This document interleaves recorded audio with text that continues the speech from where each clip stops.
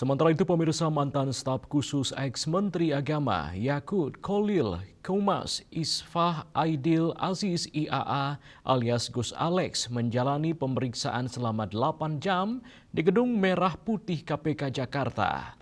Pemeriksaan tersebut untuk mendalami dugaan aliran uang dari Biro Travel kepada sejumlah pihak di Kemenag terkait korupsi kuota haji. Tersangka kasus dugaan korupsi penentuan kuota dan penyelenggaraan ibadah haji di Kementerian Agama tahun 2023-2024, Isfah Aidil Aziz alias Gus Alex memenuhi panggilan Komisi Pemberantasan Korupsi KPK sebagai saksi dalam penyidikan Senin 26 Januari. Ditemui di Gedung Merah Putih KPK Jakarta usai diperiksa selama 8 jam, mantan staf khusus ex-Menteri Agama Yakut Khalil Qaumas itu enggan memberikan penjelasan kepada awak media. Namun ia menyebut siap menjalankan setiap pemeriksaan yang dilakukan penyidik KPK. Berapa pertanyaan? Saya penyidik aja lah, kamu penyidik. Tanggapannya gimana, Gus? Ya, penyidik aja. Gus, ada tanggapannya telah ditetapkan sebagai tersangka. Pada statement penyidik aja langsung. Saya jalani.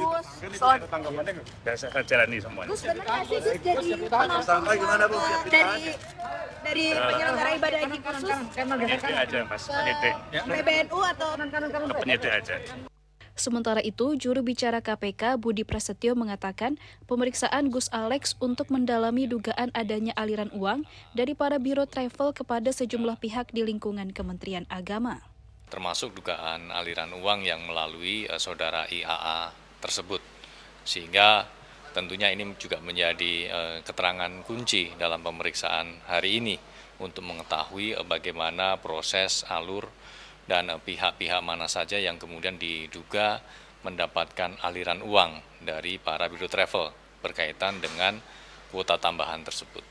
Budi menyampaikan bahwa hingga saat ini Auditor Badan Pemeriksa Keuangan BPK juga tengah menghitung kerugian negara akibat dugaan kasus korupsi kuota haji tersebut. Menurutnya, penghitungan sudah masuk tahap akhir finalisasi sehingga bisa diketahui jumlah pasti kerugian negara yang ditimbulkan dan KPK dapat melengkapi berkas penyidikan untuk masuk ke tahap berikutnya. Dari Jakarta, Cahyasari Ibnu Zaki, Kantor Berita Antara, mewartakan.